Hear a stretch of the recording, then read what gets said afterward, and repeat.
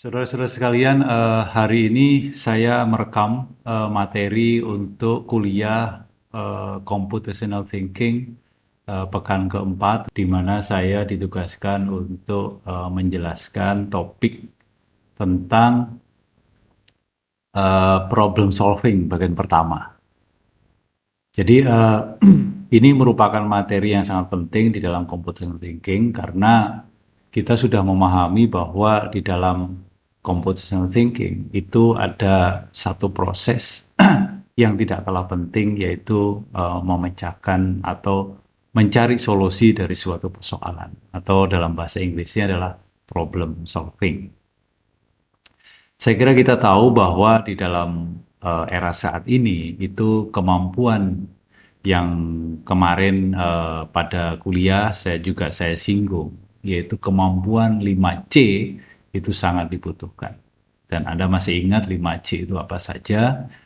Yang pertama, 5C itu adalah C yang pertama itu adalah critical thinking. Jadi berpikir kritis. Dalam setiap persoalan kita harus berpikir kritis. Nah, Anda sudah bisa memahami apa yang dimaksud dengan berpikir kritis pada penjelasan kuliah sebelumnya. Tolong dibuka-buka lagi catatannya, slide-nya, rekamannya, apa itu yang dimaksud dengan critical thinking atau berpikir kritis. Kemudian yang kedua adalah creativity. Ini adalah kemampuan yang sangat dibutuhkan di era saat ini untuk mampu bersaing dengan pihak manapun, yaitu adalah dengan menggunakan atau dengan memiliki kemampuan creativity. Dan itu dasarnya adalah dari creative thinking atau berpikir kreatif. Itu yang kedua. Kemampuan yang ketiga adalah collaboration, jadi kerjasama. Di era saat ini kita tidak bisa, sangat sulit bahkan untuk menjalani sesuatu dengan sendiri, tapi kita harus bekerja sama. Dalam bisnis kita juga banyak bekerja sama, karena resources yang ada tidak akan mampu kita penuhi, sehingga kita harus berkolaborasi. Dan yang keempat, ini juga hal yang sangat penting dibutuhkan di era saat ini, yaitu communication. Jadi kita harus mampu berkomunikasi. Mampu berkomunikasi itu artinya tidak hanya dari sisi kita, di mana kita bisa mampu berkomunikasi dengan baik, menyampaikan gagasan dengan baik, menyampaikan sesuatu ide itu dengan cemerlang, dengan percaya diri. Itu juga perlu dipahami oleh kita semua. Namun demikian, kita juga harus bisa menilai, bisa menganalisis gagasan-gagasan orang lain. Tidak langsung menjudge itu salah atau itu benar, tapi kita harus bisa menganalisis. Jadi kita berpikir kritis juga masih diperlukan di dalam memandang gagasan-gagasan orang lain. Jadi ada critical thinking, ada creativity, ada collaboration, ada communication. Dan yang terakhir, ini juga ditambahkan di era saat ini, kalau dulu hanya 4C, sekarang ada satu lagi, yaitu kreatif, bukan kreatif, tapi kompleks problem solving. Jadi mampu menyelesaikan atau mampu mendapatkan solusi dari suatu persoalan yang kompleks. Nah, kenapa kita harus mencari solusi dari suatu persoalan? Karena mungkin saya akan menyajikan slide supaya pemahaman kita menjadi lebih mudah. Di mana nanti akan panjang ini ceritanya, dan kita di awal ini kita topiknya adalah bagaimana kita mendefinisikan sebuah persoalan. Nah, sebelum sampai ke sana, kita tahu kenapa sih kita membahas ini. Karena seperti yang saya sampaikan tadi, bahwa kita setiap hari itu selalu menghadapi persoalan. Nah, ini slide ini saya ambil dari slide yang disusun oleh teman-teman dosen yang lain di dalam computer thinking. Namun demikian, di sini juga ada satu hal yang menurut saya nanti bisa kita lihat ada persoalan. Apa itu? Di sini dikatakan setiap hari kita menghadapi masalah. Masalah ini dalam bahasa Indonesia itu kadangkala merupakan terjemahan dari problem. Padahal sebenarnya masalah di sini tidak selalu berupa problem. Apa itu bedanya antara masalah dan problem? Nanti kita lihat. Tapi di dalam quotes ini itu bahwa I am so creative, I create new problems for me every day. Jadi saya terlalu kreatif dan sehingga saya tuh menciptakan masalah persoalan baru untuk saya setiap hari. Ini sebenarnya quote saja, tapi maknanya adalah di dalam kita menjalani kehidupan ini, tentunya setiap hari, setiap saat, kita tuh pasti menghadapi sebuah persoalan. Dan persoalan itu harus kita cari solusinya. Sebagai contoh, kita mau berangkat, katakanlah kalau nanti pandeminya sudah berakhir, kita mau berangkat kuliah saja dari tempat kos misalkan. Itu pun sudah merupakan sebuah persoalan.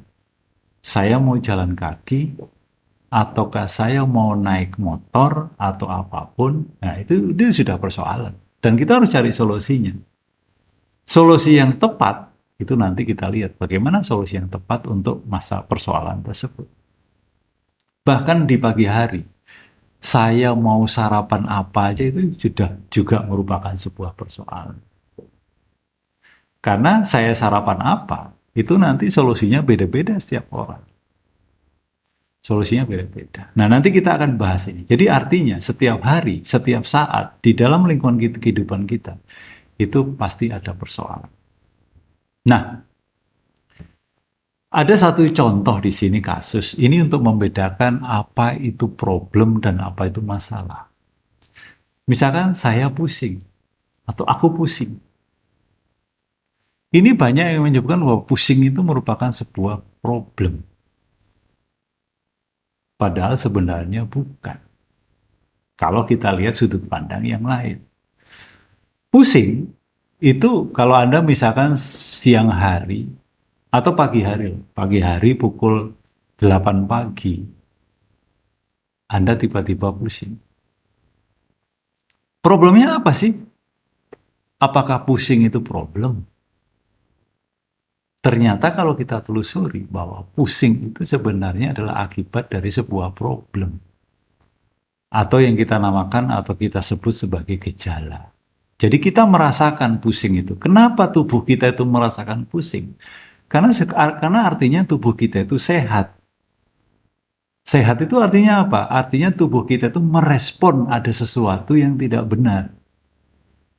Itu bagus berarti. Maaf bukan sehat, tapi itu bagus. Berarti kalau Anda bisa merasakan pusing itu bagus.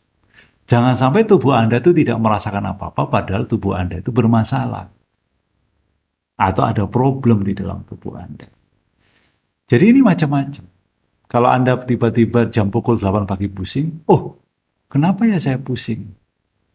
Oh ternyata saya belum sarapan. Jadi saya belum sarapan itulah problemnya. Sehingga mengakibatkan pusing. Jadi pusing itu gejala.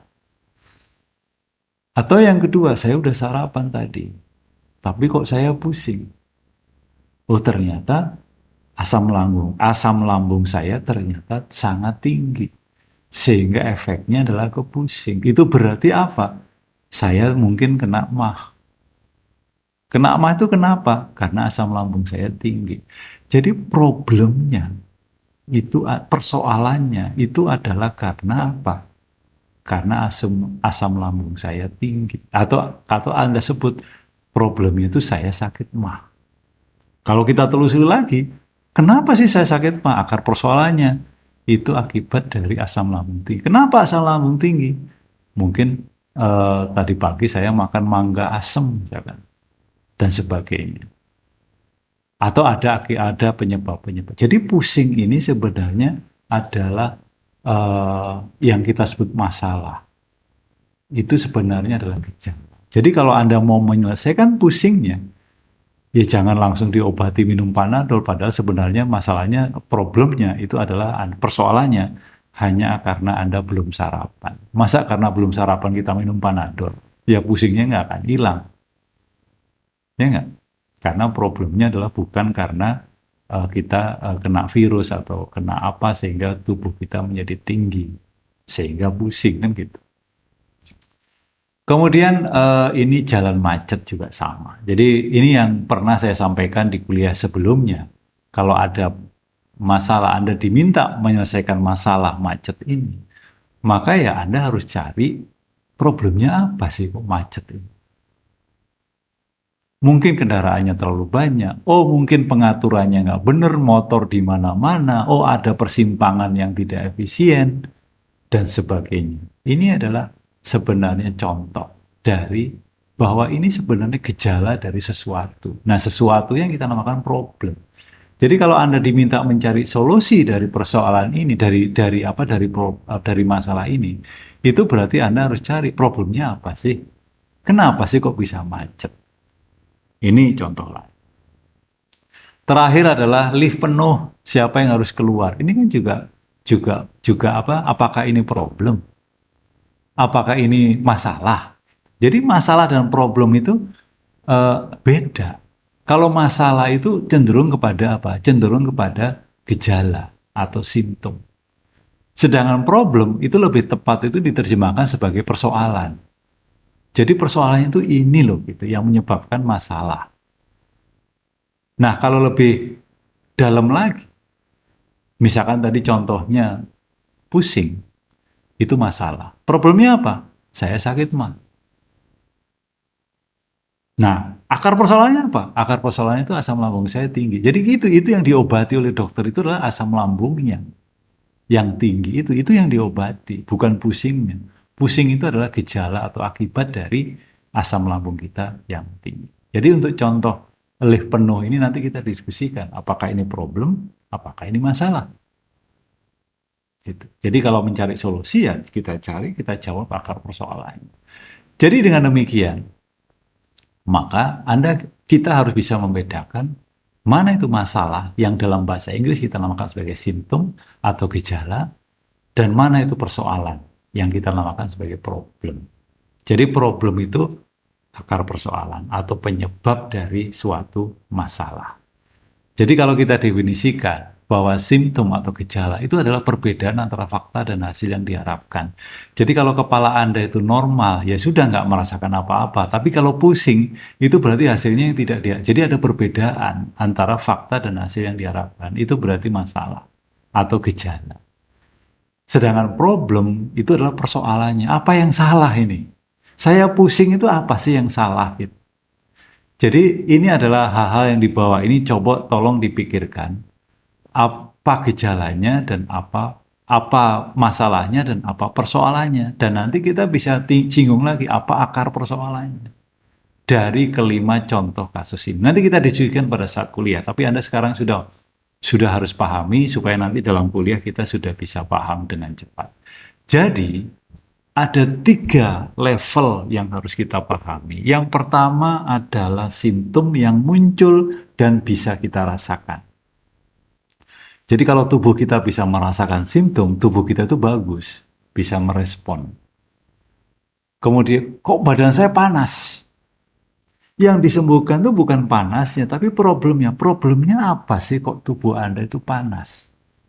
Kalau di bidang kedokteran, tubuh Anda itu panas, suhunya tinggi. Oh, itu mungkin tubuh Anda kemasukan virus. Jadi problemnya itu di virusnya. Apalagi kalau kita ke bawah, ke akar persoalan. Maka akar persoalan itulah kenapa sih kok kita ada virus itu. Jadi yang dicari solusinya itu adalah problemnya itu, bukan simptomnya, bukan gejalanya. Gitu. Oleh karena itu, kalau kita melakukan sesuatu di sini, menyelesaikan sebuah persoalan, maka yang harus kita cari solusinya itu adalah di level problem. Jadi dari penjelasan ini, saya minta Anda untuk bisa membedakan mana itu simptom, mana itu problem atau persoalan, dan mana itu akar penyebab atau akar persoalannya itu. Jadi penyebab persoalan itu apa? Jadi 3 level ini. Jadi solusi itu di 2 level yang bawah itu, akar persoalan dan persoalannya. Jangan menyelesaikan gejalanya saja. Ini banyak kita itu terjebak menyelesaikan masalah atau menyelesaikan persoalan, itu adalah menyelesaikannya di level gejala. Sehingga selesai pada saat itu, kemudian setelah itu muncul lagi gejala itu. Karena apa? Persoalannya masih ada. Jadi kalau misalnya tubuh Anda panas, minum paracetamol, penurun panas. Setelah itu Anda merasa dingin, oh berarti tubuh saya normal lagi. Tapi beberapa saat kemudian muncul panas lagi. Karena apa? Karena problemnya belum Anda solve, Anda belum jawab, Anda belum dapatkan solusi. Jadi kalau Anda mengamati, misalkan kalau di bidang ilmu sosial, coba cari problem solving di daerah ini. Yang Anda amati, maka yang Anda amati itu sebenarnya adalah gejala. Gejalanya misalkan apa? Kok orang-orang di sini rumahnya kok semuanya dari bambu ya, dan tidak bagus gitu. Tidak memenuhi kesehatan dan segala macam, kemudian angka kematiannya tinggi, kemudian angka bayi melahirkannya bayi meninggal pada saat dilahirkan tuh kok tinggi gitu. Maka itu adalah yang Anda amati itu adalah simptom atau masalah. Sehingga kalau untuk menyelesaikan itu Anda harus turun ke bawah ke dalam persoalan. Persoalannya apa sih ini gitu. Anda harus cari akar persoalannya apa. Barulah dari situ Anda dapatkan solusinya. Jadi tahapan itu yang harus Anda pahami dalam melihat sebuah fenomena terkait dengan masalah yang kita ada. Nah, pada saat kita menyelesaikan persoalan, jadi saya lebih sering menerjemahkan problem solving itu adalah menyelesaikan persoalan. Ya. Langkah pertama tentunya kita harus memahami persoalan itu. Jadi kita mendefinisikan persoalan itu. Jadi kalau kita punya masalah, maka kita harus mendefinisikan problemnya apa. Apa yang kita lakukan? Ensuring that you deal with the real problem, not its symptoms. Jadi pastikan bahwa Anda itu fokus kepada persoalan yang sebenarnya, bukan pada gejalanya. Jadi kalau Anda lihat kalau Anda pergi ke desa, kemudian Anda amati di sana, yang tadi saya singgung, kematian bayi di bawah umur 1 tahun tinggi, itu adalah simptom. Problemnya apa? Nah, itu Anda harus cari, Anda fokus. Real problemnya apa? Persoalan sebenarnya apa? Baru kemudian lanjut kita turun kepada akar persoalannya apa. Itu yang pertama. Dan dalam menentukan problem ini yang akan diselesaikan. Jadi yang akan diselesaikan kan bukan simptomnya, tapi yang akan dicari solusinya itu adalah yang akan dijawab itu kan problemnya. Dan ini sangat penting. Sangat penting. Jadi berangkat dari mendefinisikan persoalan dulu. Kalau mendefinisikan persoalan saja kita tidak mampu, bagaimana kita cari solusinya? Setelah kita dapatkan, kita tahu, kita bisa mendefinisikan persoalan itu, baru kita masuk ke dalam proses kedua adalah bagaimana proses untuk mencari jawaban dari persoalan itu. Untuk mencari jawaban ini, kita harus sudah menganalisis level lanjut lagi. Kita lihat kompleksitas persoalan itu. Persoalan ini besar atau kecil ya? Ya, dampaknya luas atau sempit. Itu harus kita evaluasi. Dalam menentukan ini kita harus juga mendapatkan batasannya apa ya gitu. Kemudian kemungkinan alternatif solusinya apa. Itu kita pikirkan di langkah. Jadi langkah kedua itu juga cukup berat. Namun langkah kedua itu sangat tergantung dari bagaimana kita mendefinisikan persoalan. Nah, kemudian yang terakhir adalah solusinya. Solusinya apa dari persoalan ini? Untuk solusi ini ada 3 hal yang harus Anda pahami. Yang pertama adalah efisien dan efektif. Jadi yang namanya efisien dan efektif itu ya waktunya, kemudian resource-nya dan segala macam. dan optimal gitu. Optimal itu artinya karena apa? Karena dalam problem solving itu banyak solusi yang bisa kita lakukan, dan solusi dari problem solving itu bukan benar atau salah, bukan right or wrong, tapi lebih kepada better or worse. Artinya mana yang lebih baik dan mana yang lebih buruk. Oleh karena itu di dalam problem solving itu nanti hal yang penting itu adalah ada yang disebut sebagai pengambilan keputusan atau decision making. Jadi pengambilan keputusan atau membuat keputusan itu hal yang penting dan sulit dilakukan. Karena apa? Itu apabila ada konflik, ada solusi yang lebih dari satu. Saya bisa memberikan contoh begini. Anda lapar. Setelah ditelusuri problemnya karena belum makan. Nah, pada saat mau makan, itu solusinya apa? Itu beda-beda. Kalau Anda itu mungkin berpikirnya kalau mau makan, karena usianya masih muda, di masa pertumbuhan, itu makan dan kita itu, dan Anda itu mungkin mahasiswa kos, dengan anggaran yang yang tidak berlebih, maka yang dipikirkan dalam benak Anda itu bagaimana saya mendapatkan makanan yang murah, banyak, enak, kan gitu ya. Banyak, murah, enak. Itu pertimbangannya. Jadi batasannya itu. Batasannya murah, banyak, dan enak. Apa ya gitu. Baru Anda cari solusinya. Nah, solusinya itu harus optimal. Kalau optimal itu ternyata kalau saya makan siang yang banyak, murah, dan enak, itu sulit. Karena kalau banyak dan enak, itu mahal pasti. Mahal. Apalagi ditambah satu lagi batasannya harus bergizi. Ada dagingnya, ada telurnya, kemudian minumnya ada jus, orange juice, atau susu, atau apapun lah. Itu ternyata anggaran kita tidak cukup. Maka dari itu harus ada yang dikorbankan. Nah, disinilah solusinya harus optimal. Optimal itu artinya apa? Lapar saya bisa dijawab, artinya saya tidak akan lapar lagi. Kemudian anggaran saya cukup, gizi saya terpenuhi, tapi tidak 100%. Karena apa? Anggaran saya terbatas. Tapi beda lagi dengan orang tua Anda, misalkan seusia saya yang usianya sudah 60-an tahun ini. Itu beda lagi kalau makan, mikirin. Kalau makan tuh yang mikirnya adalah, pertama itu beda lagi. Pertama tuh bukan banyak, tapi sehat.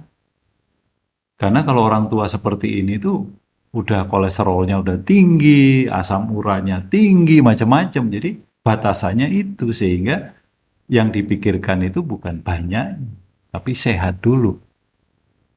Sehingga kalau nanti Anda makan siang, mungkin pilihannya beda dengan apa yang saya pilih atau orang tua Anda pilih. Kalau Anda milihnya mungkin, wah enaknya mah nasi goreng. Nasi goreng kan murah, banyak, walaupun berminyak nggak apa-apa, tapi kenyang. Gizinya dari mana? Dari ayamnya dan segala macam. Itu bisa. Tapi kalau saya cukup gado-gado saja, atau pecel, lauknya tempe, tahu, cukup. Karena apa? Karena orang tua itu biasanya ya perutnya nggak butuh kenyang-kenyang banget gitu, karena sudah mulai menurun daya cerna lambungnya, sehingga yang dibutuhkan adalah sehat. Makanya perlu banyak sayuran, lauknya juga nggak banyak daging karena kolesterolnya sudah tinggi dan sebagainya. Jadi itu yang dimaksud dengan solusi optimal dan valid. Artinya valid itu ya benar bahwa kalau lapar itu ya harus makan. Kalau lapar, solusinya adalah lari pagi, itu salah, itu nggak valid tuh. Masa lapar kok solusinya lari pagi? Kan gitu ya.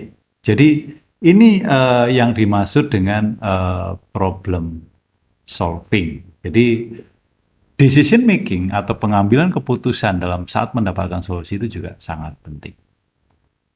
Baik. Nah, fokus kita adalah defining the problem. Fokus kita dalam pertemuan ini terbatas pada sih. Jadi nanti dalam latihan, kita latihan bagaimana mendefinisikan masalah. Jadi yang pertama untuk mendefinisikan masalah itu, kita harus memahami, harus ngerti persoalan itu. Sama kalau Anda sedang ujian, kalau Anda diberi soal, jadi Anda itu diberikan soal, bukan diberikan masalah. Anda diberikan soal, maka yang pertama kan Anda harus ngerti dulu soal itu. Kalau kita nggak ngerti soal itu, gimana kita mau dapat solusinya? Gimana kita bisa menjawab soal itu? Kemudian yang kedua tadi, ensuring bahwa Anda fokus kepada problem, pada persoalan, bukan pada gejala. Jadi pastikan kita itu akan memecahkan persoalan, bukan menyelesaikan gejala. Gejala itu otomatis akan selesai kalau persoalannya kita selesaikan. Sehingga apa yang kita lakukan itu pertama, kalau Anda lihat sebuah problem, maka pahami dulu goal atau tujuan dari jawaban terhadap persoalan ini. Jadi persoalan ini mau ngapain ya? Gitu. Solusi yang nanti saya dapatkan tuh untuk apa ya? Itu adalah goal. Jadi misalkan problemnya adalah lapar, maka goalnya adalah bagaimana caranya supaya saya tidak lapar gitu. Itu tujuannya, goalnya. Nah solusinya apa ya? Tadi itu makan. Kemudian identifikasi batasan persoalan. Batasannya apa? Tadi itu anggaran saya kalau untuk makan. Kemudian kebutuhan tubuh saya dan segala macam. Kemudian yang lain-lain.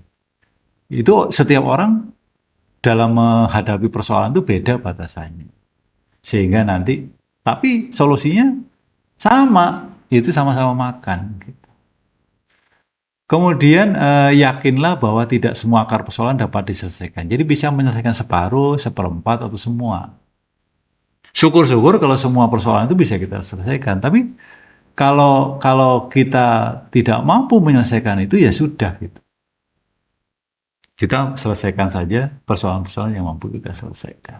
Tapi kalau dalam soal ujian kan Anda diberikan sebuah problem atau persoalan yang harus diselesaikan semua karena pasti persoalan itu ada solusi untuk menyelesaikan semuanya. Dan di dalam menghadapi problem ini, tentunya pasti banyak informasi yang tidak terkait langsung dengan persoalan. Oleh karena itu kita harus memilah mana yang penting, mana yang tidak penting. Yang tidak penting kita singkirkan. Yang tidak banyak terkait langsung dengan persoalan kita singkirkan. Dan proses ini yang kita namakan nanti sebagai abstraksi. Itu nanti kita jelaskan di dalam pertemuan-pertemuan selanjutnya.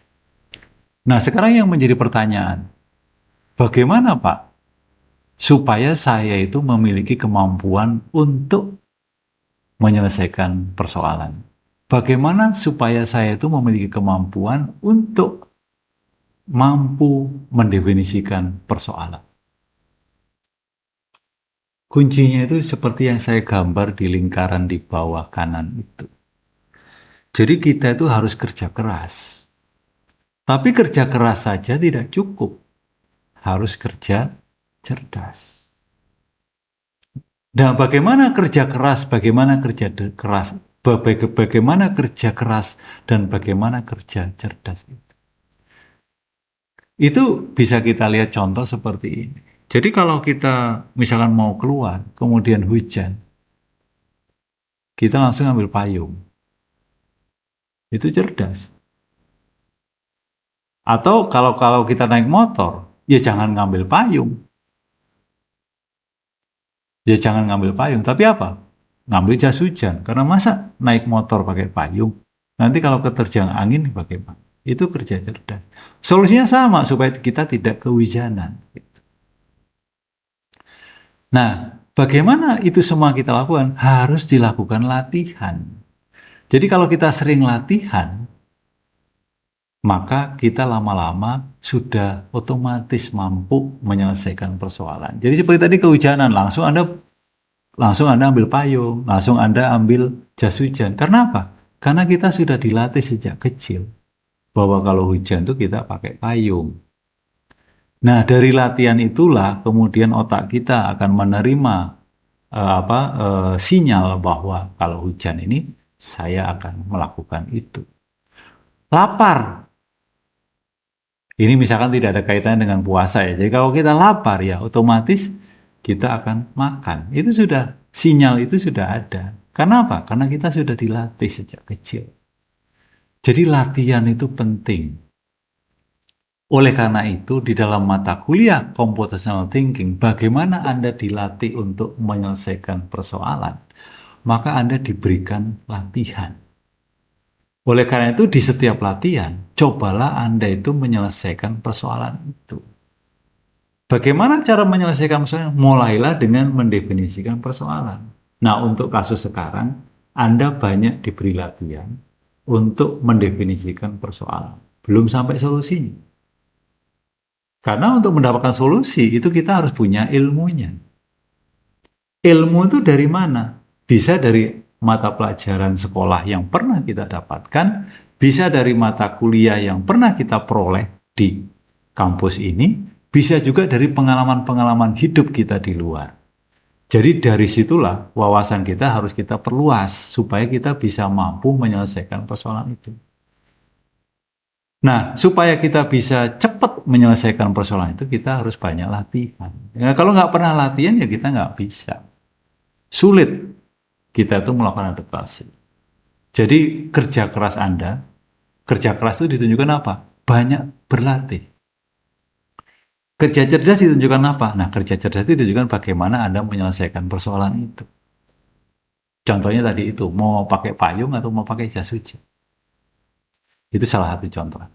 Nah, oleh karena itu di sini ada beberapa problem. Ada dua di sini dalam slide ini. Tolong dua problem ini Anda cermati, Anda pahami sampai Anda mampu mendefinisikan, mampu memahami persoalan ini. Dari situ nanti kalau sudah tahu persoalannya, maka Anda akan bisa mendapatkan solusinya. Dan Anda ingat kata kunci dalam mendefinisikan masalah, itu pertama, Anda harus pahami goalnya itu apa. Tujuannya apa sih yang harus saya selesaikan di sini. Itu pertama. Kemudian kedua, batasannya apa ya? Ya, batasannya apa? Kemudian yang terakhir adalah informasi-informasi penting yang mendukung itu semua, itu apa? Nah, dari tiga hal ini, itu coba Anda cermati dari contoh problem ini. Jadi, sekali lagi, seperti yang saya sampaikan, problem ini bukan main-main dibuat, hanya iseng-iseng dibuat, bukan. Tapi untuk melatih Anda nanti di dalam kehidupan sehari-hari di luar.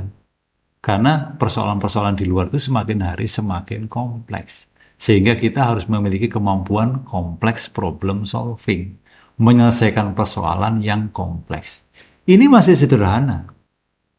Nanti kalau level kuliah kita itu sudah makin meningkat tahun pertama, meningkat tahun kedua, meningkat tahun ketiga, maka persoalan-persoalan itu semakin kompleks lagi. Sehingga pada tahun pertama itu Anda diberi dasar bagaimana menyelesaikan persoalan. Itu ya, jadi ada dua. Pertama adalah berang-berang dan lift. Ini nama binatang berang-berang. Kemudian yang kedua adalah penyusup museum. Coba Anda cermati ini semua sampai Anda bisa mendefinisikan persoalan ini. Dari situ nanti baru kita pikirkan solusinya seperti apa. Anda boleh dari sini Anda sudah punya solusi nggak apa-apa. Anda punya gagasan untuk menyelesaikan ini nggak apa-apa, silakan. Tapi fokus kita yang pertama adalah mendefinisikan persoalan. Nah, saya kira itu penjelasan dari materi kuliah kita ini di pekan keempat tentang problem solving bagian pertama. Silakan dicermati, disimak, dan pahami kata-kata kunci dari penjelasan saya tadi. Semoga bisa dipahami dengan baik.